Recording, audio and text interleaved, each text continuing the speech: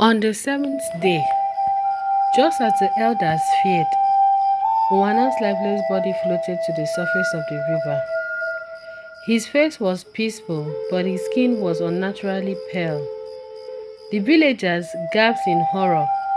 It was exactly as the legend had said. The river took those who defy it and only returned them after 7 days, lifeless and changed. Eka stood among the crowd, staring at the river with determination. She knew there was more to the story, and she was willing to uncover the truth, no matter the cost. As the villagers buried Unwana, a cold wind swept through Otu, carrying with it an airy whisper. The river was not finished. The cause had awakened. That night, Eka tossed and turned in her sleep. Her dreams were filled with strange visions, shadows moving beneath the river, whispers calling her name, and Unwana standing at the water's edge, reaching out to her. In the dream, she saw the river goddess. She was neither angry nor kind, but her eyes were filled with power. Eka, the goddess whispered, "You have heard my call. The cause is not mine but theirs. Find the truth before more lives are lost." Eka jolted awake, her heart pounding. She sat up, drenched in sweat. The message was clear. There was a deeper mystery behind the river's cause. Someone or something had angered the spirits long ago. Determined, Eka decided she needed to speak to the oldest person in the village. Her grandmother. She had always told stories of the past, and perhaps she knew the truth behind the river's anger. Before dawn, Eka made her way to her grandmother's hut, unaware that someone or something was watching her from the shadows.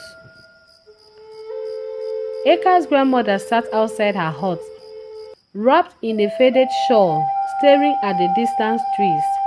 She had been expecting Eka. "You dreamt of the river, didn't you?" the old woman asked before Eka could speak. Eka nodded, surprised. "How did you know?"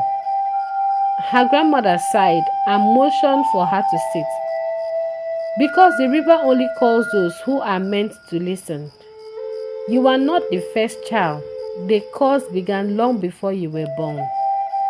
Eka leaned in, eager to hear more. The old woman took a deep breath and began her tale. Many years ago, before the village was built, there was a great betrayal. The people of Otu once lived in harmony with the river, offering gifts to the goddess in exchange for her blessings. But one year, during a great drought, the villagers grew desperate. They took the sacred pill from the riverbed, gifts meant for the goddess, and kept them for themselves. Eka gasped. "They stole from the goddess?" Her grandmother nodded. The river goddess was angered.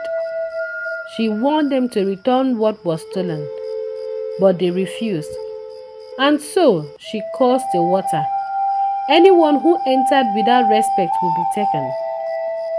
Eka shivered. "So the curse is because of our ancestors' greed." "Yes," the old woman said, "and it will not end until the debt is repaid." Eka thought for a moment. "Then we must find the pills and return them." Her grandmother smiled sadly. If only it were that simple. The pills were lost long ago, buried beneath the river's wrath.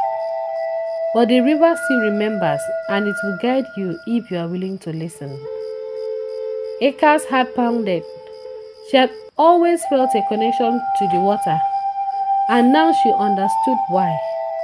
The curse was not just a punishment, it was a warning, and she was the only one who could set things right.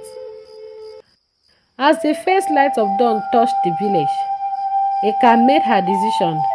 She would go to the river not as a trespasser, but as a seeker of truth. Little did she know, the river was already waiting for her.